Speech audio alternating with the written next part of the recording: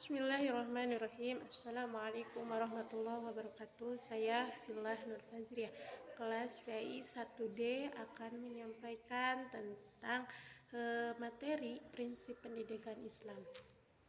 Sebelumnya materi ini sudah disampaikan oleh kelompok dan materi ini juga menjadi salah satu materi yang ada pada mata kuliah ilmu pendidikan Islam. Pengertian dari prinsip pendidikan Islam. Prinsip terlebih dahulu menjelaskan tentang prinsip. Prinsip menurut Kamus Besar Bahasa Indonesia adalah asas atau dasar, dengan kata lain kebenaran yang dimana menjadi proses berpikir dan bertindak. Sedangkan untuk pendidikan adalah perubahan sikap dari orang atau kelompok orang yang dimana di dalamnya mempelajari tentang pendewasaan diri yang kedepannya menjadi salah satu tolak ukur perubahan dari sikap orang tersebut.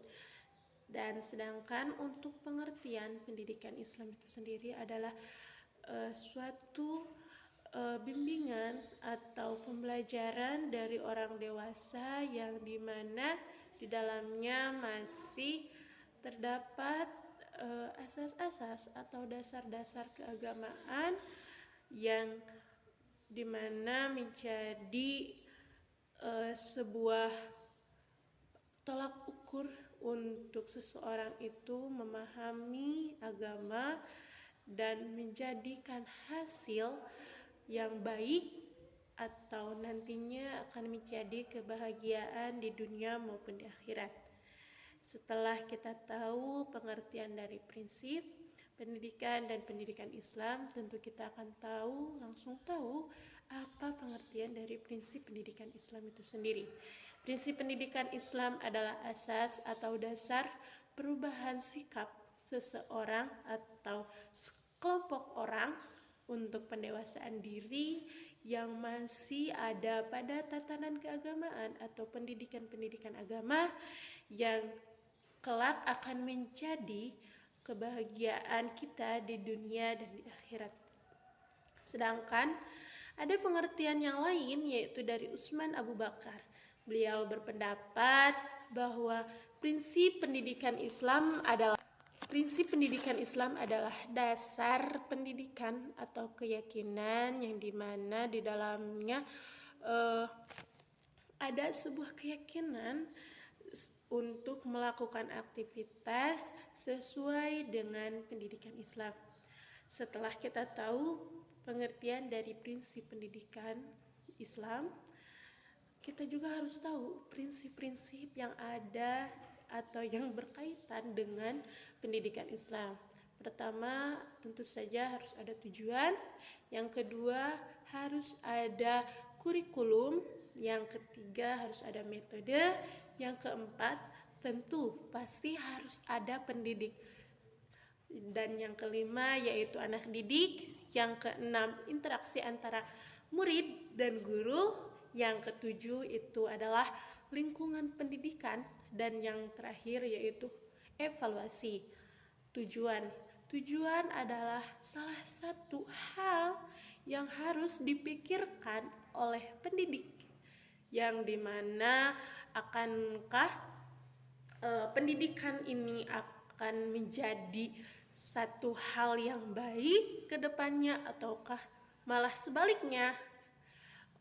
Dalam tujuan ada prinsip-prinsip, yaitu harus dinamis, tidak boleh animis, harus memiliki arah yang berbeda dan pengertian atau penjelasan yang kedepannya akan menjadi yang terbaik bagi pendidik atau bagi peserta didik nantinya. Yang kedua yaitu kurikulum. Kurikulum adalah salah satu kumpulan materi-materi yang telah disiapkan oleh pendidik untuk disampaikan kepada peserta didik supaya materi ini tersampaikan dengan baik dan benar tanpa ada kesalahan.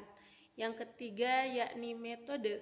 Metode adalah salah satu persiapan untuk kita menyampaikan sebagai pendidik nantinya akan menyampaikan materi agar si anak didik bisa memahami materi yang disampaikan. Yang keempat, tentu harus adanya pendidik. Pendidik adalah orang dewasa yang menyampaikan ilmu kepada anak didik, di mana pembelajaran dari pendidik ini dapat menjadi pendewasaan kelak bagi anak didik. Yang kelima, tentu harus ada peserta didik. Ada pendidik tapi tidak ada peserta didik, tidak mungkin. Jadi harus adanya pendidik.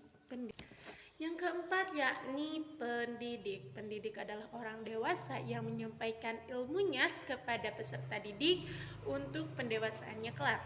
Yang kelima yakni anak didik. Anak didik adalah orang yang menerima ilmu dari pendidik, di mana ilmu itu yang akan menjadi pola pikir di mana untuk bisa menjadikan mereka dewasa atau perubahan sikap.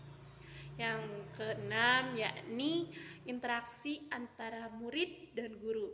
Interaksi ini diperlukan agar tidak adanya miskomunikasi antara pendidik dan peserta didik. Yang ketujuh maksudnya, yang ketujuh yakni lingkungan pendidikan. Lingkungan pendidikan diperlukan sangat, karena ketika lingkungan itu bisa membuat mereka nyaman, mereka bahagia, maka mereka akan cepat tanggap dalam menerima ilmunya. Dan yang terakhir yakni evaluasi. Evaluasi diperlukan untuk penilaian apakah semua telah sesuai apa yang kita inginkan atau masih ada kejanggalan, masih ada kesalahan. Makanya evaluasi ini sangat-sangat diperlukan bagi pendidik untuk mengevaluasi dirinya ataupun mengevaluasi peserta didik yang ia didik. Mungkin cukup sekian materi yang dapat saya sampaikan, karena mungkin hanya seperti itu yang dapat saya pahami. Mohon maaf jika ada kesalahan dalam perkataan saya. Billahi taufiq wal hidayah. Wassalamualaikum warahmatullahi wabarakatuh.